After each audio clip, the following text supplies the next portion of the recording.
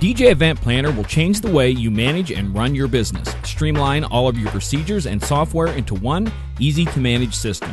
DJ Event Planner, the ultimate online planning tool.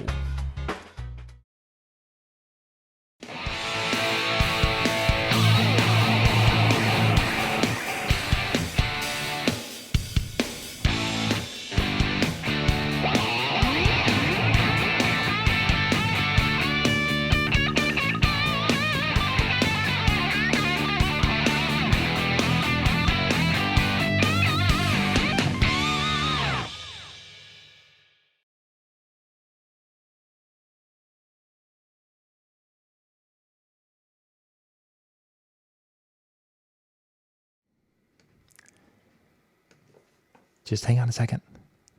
Hanging on.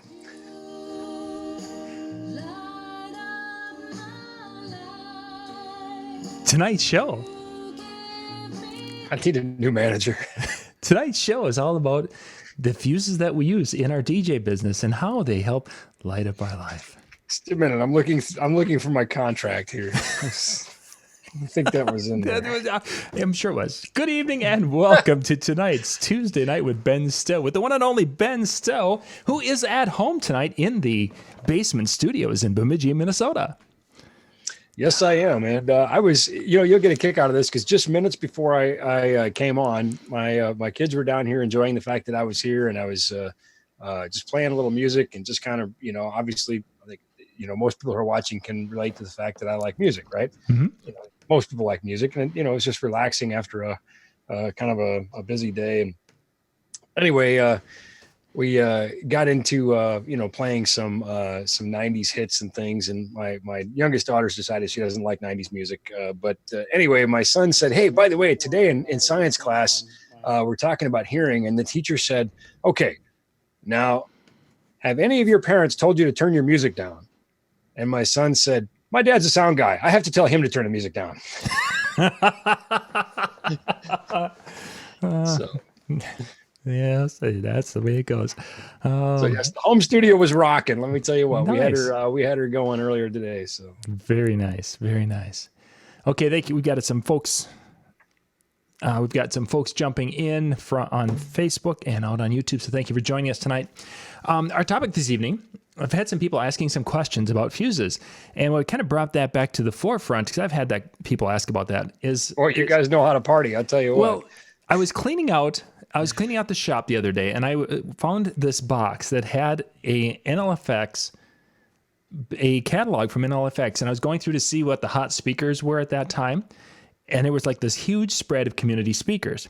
And of course, community speakers reminded me of the time that a guy was using them, and they had this like light bulb or something like that was being used as a fuse, and it started on fire.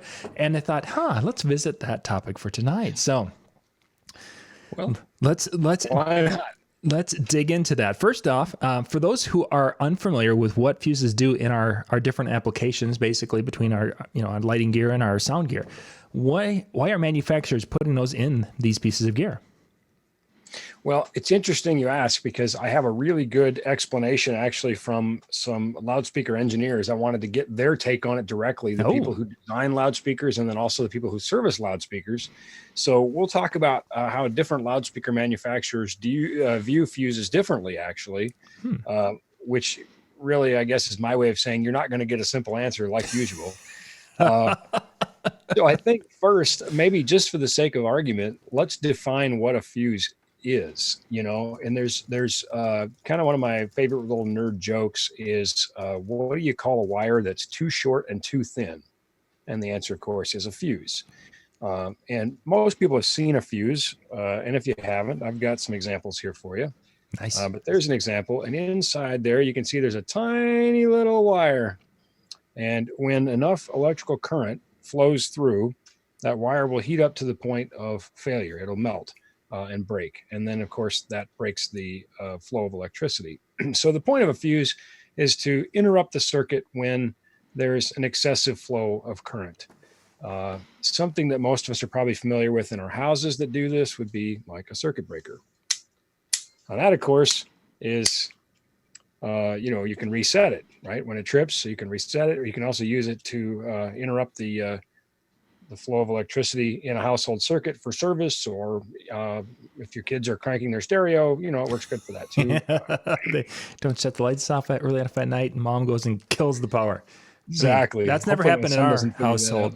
Never happened here. Back in the old days, and actually still current in some, it's certainly not, not being installed anymore, but there are still houses and venues that use these types of overcurrent protection devices. That's the official word we call them, by the way. In the electrical world, we call them overcurrent protection devices, because when there's too much current, they interrupt the flow of electricity. But this is a household fuse. So I think probably everybody's seen those at one point or another. You just screw that in, and when that blows, of course, you would see that blown. Sometimes you get a fancy little, smoke and light show inside there that shows you that it's blown.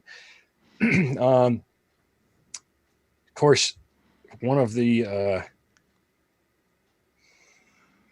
was sort of reluctant to even bring this up. One of the tricks that some people will do in these blow is stick a penny in there and screw this back, into to restore electricity. Make the contact again. Yeah. Now, let me just tell you that, obviously we can see this fuse is, again, small and designed to blow at a prescribed amperage. I don't recall. We actually looked this up one time in an electrical class eons ago, back when the music we were listening to earlier was, current hits. That my daughter doesn't like any, she's 10, she doesn't want to listen to 25-year-old music, 30-year-old music. Anyway, we actually figured out how much amperage it would take to melt a penny. And anyway, let's just say it's a lot more than that fuse is designed to take. So I guess the moral of that story is don't ever put pennies in a fuse box. Okay. Just don't. I remember that as a kid. That was if you have to, type of that will come back when we talk about loudspeaker manufacturers and fuses specific to loudspeakers. We'll sort of talk about, why that's a bad idea. And just because I was trying to think, how in the world can I make a show on fuses entertaining? We're going to burn some things up. It's going to be great. Wow. Well, no, because we're in my house. So, no, if we were on location, we're going to do a live camera feed to Bill Herman. What do you got for him? Ooh. We missed an opportunity. Suddenly I'm interested. Yes. Bill Herman knows all about me and electricity, doesn't he? Exactly. This would be great. Yeah. And we could play our. I did bring another example of a fuse, and here it is. This is a 200 amp, 250 volt fuse. We actually see these very often in the disconnects for show power, things that we would use for concerts and that sort of thing. Usually there's 3 of them in a row for the 3 phases. I'm not sure exactly what this one was doing, but I probably should go put it back sooner or later. I don't want to know where it came from. It's a spare. I'm kidding, but I couldn't even hold the joke long enough to get a laugh out of it. Anyway, so those are some examples of types of fuses and sort of a background on what they do. And then of course we can make that we can try to make that leap into your question, which is loudspeakers. So get us back on track, John. Well, no, this was good. This was showing a variety of fuses and somewhat of the history thereof. So some gear has it, some gears don't. Let's really start by focusing. Why do manufacturers? Obviously limiting some electricity, but we don't see fuses on every piece of gear anymore. No, we don't. And sometimes fuses are internal, which means they're not really meant to be user serviceable. I was thinking about this, and I happen to have in my little den here, which is got a pretty awesome collection of electronic things that probably would have met their end somewhere else, but I guess they're going to meet it here. Many of them just stick around, so here's an old light that I have, and it has a fuse holder on it. You can see, right above the. Yep, right there.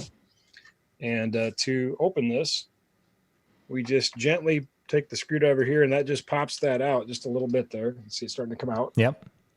Okay, and then we just pull that out, and now we have our fuse holder assembly. And what's neat about this fuse that we see here is actually the fuse that is carrying the load for the fixture. So if we saw that wire was broken, which it's not, then that fuse would be in fact blown. But a cool feature here is we got this little gap, and we can actually store a spare fuse in there. So now in a situation like that particular fuse, is that protecting? So I can store my spare fuse in there. So nice. Yeah. So if we would need to change it, but now is that fuse, is it protecting the demand of the light asking for more energy or the electricity, or is it because there could be a surge coming through? Which way is that going to protect? Well, I think both. Again, fuses are going to be reacting to the current, the flow of amperage. So an overvoltage might blow a fuse, but an undervoltage might as well, because an undervoltage might cause the device to draw more current than, it's Ohm's law. Power with a power factor of 1 equals voltage times amperage. So in order to achieve a certain amount of wattage with less voltage, we need more amperage. So generally speaking, it's not really there because of environmental things like, electricity from the wall. Generally speaking, I think, and different manufacturers and different engineers might disagree on this, but generally it's there to protect in the case of the device drawing too much current or a failure of the device. In fact, I think, I was going to save this because it's just so juicy, but I might as well just do this now. I might as well read this now. This is an email from a friend of mine who's an audio engineer who designs powered loudspeakers. And when asked about the role of fuses in their devices, I'm just going to read his email verbatim because he said it so well. And then I'm going to translate engineer for you. He says, our amplifiers have all sorts of internal failure protection methods, such as overvoltage, overcurrent, and overtemperature protection. So they've already built in all that protection into the circuitry, notwithstanding the fuse. He said, we use these as opposed to the fuse to protect the amplifier from damage. The fuse is really only there to prevent the amplifier to continue to operate if something has broken so that it does not cause a thermal event. In other words, they've built the amplifier in their powered loudspeakers to protect itself from a variety of things, including environmental and internal. Environmental being over voltage or over current, but also things like temperature and that sort of thing, which of course could be environmental or could also be due to heavy use load. And basically they're saying when all else fails, there's the fuse. If our device that's pretty smart and sophisticated doesn't protect itself through all these things, the last resort is the fuse. And I like what it says here is so that it does not cause a thermal event. I wanted to ask about, what is a thermal event? He's basically saying we don't want the thing to catch on fire. If all else fails, the fuse is there to keep our loudspeaker from bursting into flames. Like the one you mentioned earlier. No. And I guess credit where credit's due. By the way, this is Electro Voice, who again is not really relying on fuses. It's sort of the last resort. And that's not a dig at any other manufacturer. I didn't really poll the audience. I talked to some others in their service departments, and they had some guidelines for replacing fuses and that sort of thing. But some might rely on it as more of a front line of support, and others again might say, look, this is the last resort when think about what a fuse does, whether we're talking about this one or this one, or whatever. The fuse's job basically, and it is a last resort, is to interrupt the flow of electricity, to interrupt the supply power to the device. So and we had the question there, if that little fuse you were just showing us, is that just controlling the power to that device, or would it also be controlling the power that may be passing through in a linking situation? Which, to be clear, which fuse? The fuse that you just showed us in that light fixture. The I don't one know if that had linking. Okay, this one here. Yeah.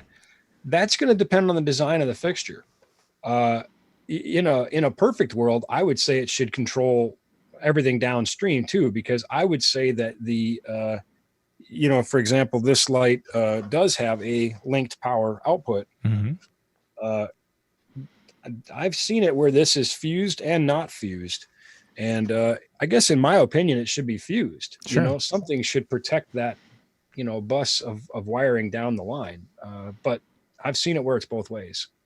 So do all lights have to have a fuse, or all devices like that? Or is there some kind of a guidelines that you're aware of that some things need it and some things don't?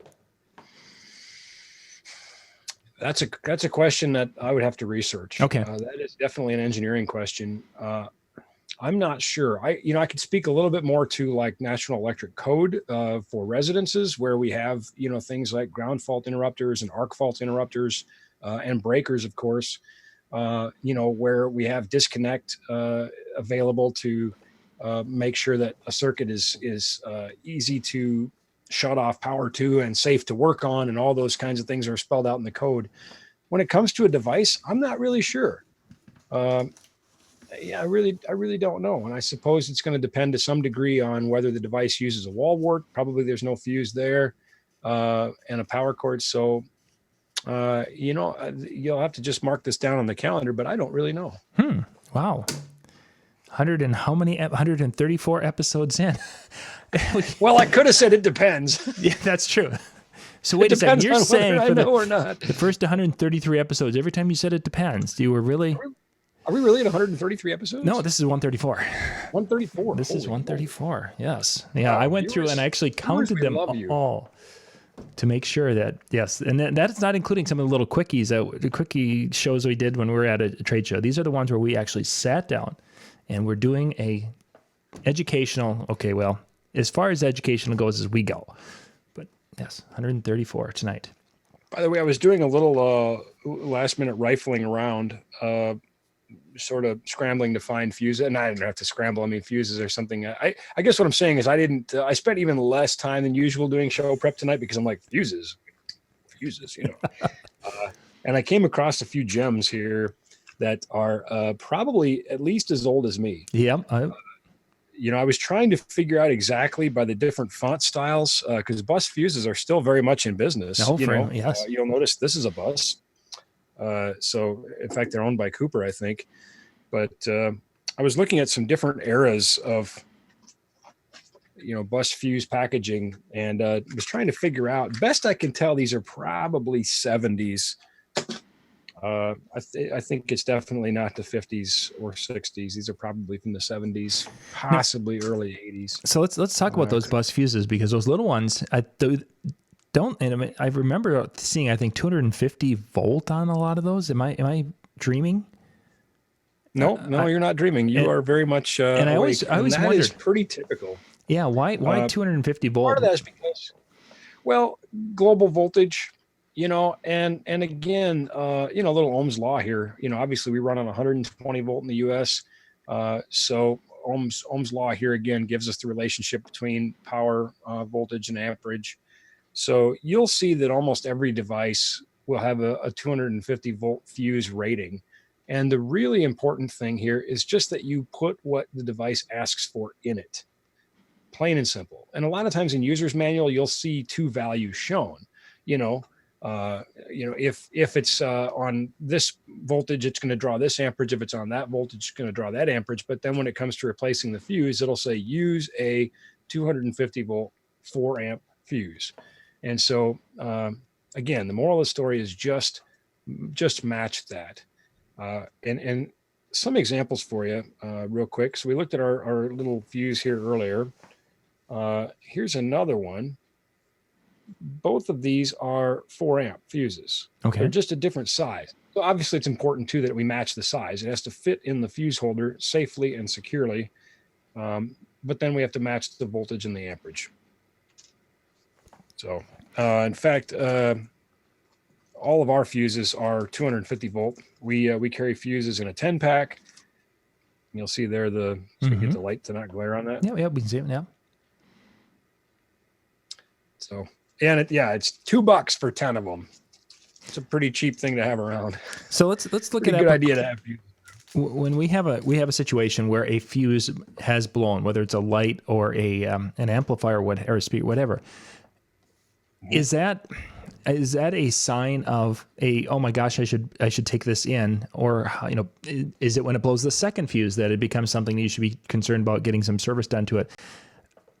I mean, I can't think I've had a fuse blown on gear. Of course, now what's going to happen this weekend, but I haven't blown a fuse probably in 15 to 20 years. Well, it's interesting because I certainly have my own feelings on this, but. And this is your show, so you can express those feelings. And then once you're done expressing those feelings, then we can play our song. Okay. Our ratings are going to go right through the roof. This is going to be so great. Well, you just got done talking about us having quickies, so and then you play a. So anyway, you were saying your thoughts on a fuse. When a fuse is blowing, when do we look at service? And I'm sure more than one person noticed that these are the FU2 fuses. So,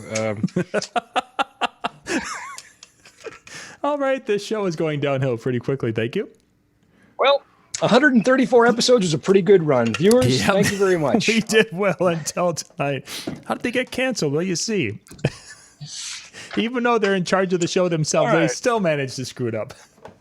So I'll tell you what, I'm actually going to read what this technician wrote, and then I'm going to tell you my feelings.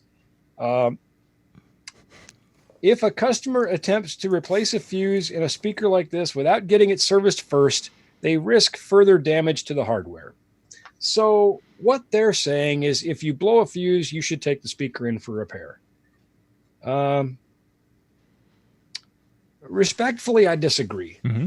Unless there was some other catastrophic event, if your unit was smoking, that sort of thing. And I'm probably going to be at odds with a couple manufacturers here, but I think, I'm a pragmatic person, and I'm going to say that, pragmatism is going to prevail here. Fuses, like you said, it's very rare when they blow, but they're there for a reason. And so if a fuse blew, I think I would, notwithstanding other information, I would take into account all the information in front of me. Why did it blow? Did something horrible and catastrophic happen that maybe I don't want to plug that speaker back in? I'm not confident that it's okay. I probably would change the fuse first. Sort of the same thing. If you go to your house and your breaker's tripped, you turn the breaker back on. Mm-hmm. Now, if the breaker trips again right away, or if you put a fuse in and it blows again right away, don't try another one. You have a big problem. There's a problem that needs further work here, So, in the case of maybe the light, for example, if the fuse blew and I had a whole bunch of lights chained down to it, I might say, maybe I just exceeded the load of that fuse. Maybe I don't need to rush that light in for repair. Maybe I should just try disconnecting some lights and try it again. So I think common sense should prevail here as well as pragmatism. And if only common sense was common. So it's going to be situational, but I would try to replace the fuse in most cases and see what happens next. Sure. Again, if you see things like, sparks or smoke or fire, something like that, and frankly, it's a comfort level. If you're saying, man, I don't know, I don't feel comfortable putting another fuse in it, then don't. You shouldn't, But if you had a situation like that and you were to call me, even with this brand of loudspeaker, I'm going to say, well, let's give it a try. Sure. Once I've collected information about what caused the fuse to blow. So I would say first fuse, notwithstanding other information, I would replace a fuse and see what happens next. Sure. If that fuse blows right away, that's it. I wouldn't go further. I would say that obviously needs to be looked at by a professional and handled with care. So the fuse to my right here, I've got our fuse box here that heats the office in the winter, and the electrician came out because we were having problems with the in-floor heat, and he was saying that 60 amp 220 breaker up there is weak, and he has to replace that. because of when the in-floor heat kicks in, it would trip it. Is it possible for not only the breakers to get weak, but is it possible for a fuse to get weaker over time like that? I don't have any data either way on that. I suppose it could erode to some degree. It could be heated to nearly failing. I don't know. Okay, it's not a common thing that you have dealt with. It's not a mechanical device like a breaker that can weaken over time. Breakers trip based on heat for most of them. So, and you can feel that the spring kind of loads in there when I put that in the on position, because it wants to be off. It wants to fail safe. Breakers can get weak over time. I'm going to say if used, I'm going to say more unlikely. Not having scientific data, I'm going to say probably not. So, do we have any gear out there that different audio components or what have you that have a breaker in those? I'm just trying to think if I've seen any. Yeah, absolutely. I've seen some have, push type breakers where it pops out kind of like a turkey timer, and you push it back in and it's reset. Of course, power conditioners are a good example. Many of those have breakers as opposed to fuses, because they, as a device, are there to distribute, protect, and interrupt current, So, of course, they're going to give you the ability to reset that quickly, most of them. And I've seen other devices that have breakers on them rather than fuses. I've seen amplifiers with breakers and that sort of thing. So, yeah, absolutely. One thing I want to toss back in there, when we talked about replacing the fuses with the appropriate voltage and amperage, that would be one other extenuating circumstance where if I replaced a fuse in a device and it didn't blow right away, but it blew eventually, and I found that I had put in an underrated fuse, then I might be willing to try a third time. I might say, oh, that was dumb of me, But in any case, if you put a fuse in and it blows immediately, I would just stop at that point. I think there's something, you obviously have a tremendous current draw as soon as power is restored, and that's probably a real issue. But for example, if I took this 4 amp fuse and I replaced it with a 3 amp fuse, which you should never do, by the way, my device probably would run for a good long while, because the device probably isn't drawing peak current all the time. So at some point it probably would blow that 3 amp fuse instead of the 4 amp. But you should never do that. Worse is putting in an overrated fuse. Okay. If I were to put in a 5 or a 10, because now we have a device that's designed to fail at 4 amps, 250 volts, and we're not interrupting that until 5, 10, 20 amps, which is substantially more current than this was designed to fail at. So obviously we can create some real harm, potentially, even death. So I would say let's not mess around with that, shall we? When we looked back at speakers and we were talking about speaker cones and you were showing singed tweeters and different things, would that type of a situation where I've overdriven a speaker and it's like cooked down and it's kind of melted the coil, would that cause a potential blow of the fuse, or is it going to be something other? Maybe. Maybe, but I don't think so. Probably more likely something of a short, something that's going to have tremendously high current draw within the amplifier. I've seen it happen though when loudspeaker coils fail, when the not just gets burnt, but when the loudspeaker coil melts, like a fuse. That sudden interruption of load can cause the amplifier to pull a high amount of current and blow the fuse. So yeah, one failure can certainly lead to another failure. But I was looking at, I think I have one here. No, I guarantee you in this room, I have singed loudspeakers somewhere. Oh yeah. We've looked at it a few times and yeah, I guarantee they're in here. I just don't a crispy little kind of rust colored cone that dome tweeter I think you had in there. I got a few of them in there somewhere. But anyway, I'd have to look a little bit. It's getting to be a bit full of it's like the Toy Story land of misfit toys in here, misfit gear that we use for shows. It's great. Yes. One man's blown up tweeter is another man's video prop. So is there ever a time that you would you'd recommend that if a person needed to do something to get through a gig, is there ever a time you mentioned the penny idea? No, maybe the extent of what I would say there is an underrated fuse, to take a step back if you needed to. Yeah. I'm never going to say it's okay to go over, no, The potential for the fire or what have you could be too great. Yeah. The consequences are too great. Listen, what you do and I don't know about, so be it, whatever. But I can't even allow myself to endorse it if I don't know about it. I can't, I thought about speculating what I might do in that scenario, and I'm not even going to do that. I'm not going to allow myself to even speculate because the risk is too great. Mm-hmm. I'll tell you what I do instead. I carry a lot of fuses with me. And it's very rare that I use a fuse. You're right, John. It's very rare. But, again, we're talking $2 for a 10-pack. Are you kidding me?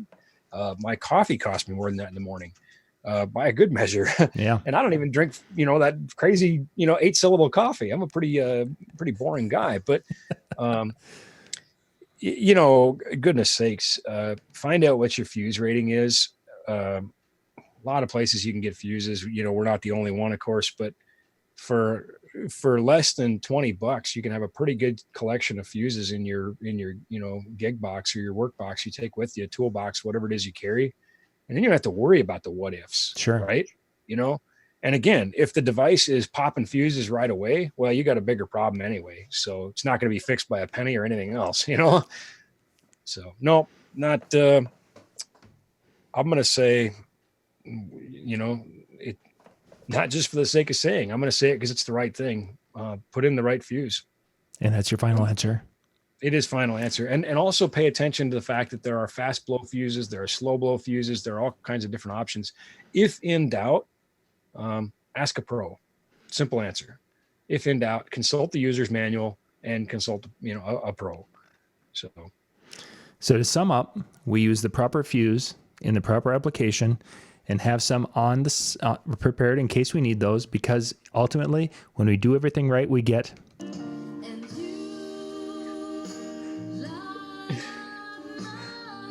134 shows. It has been a good run.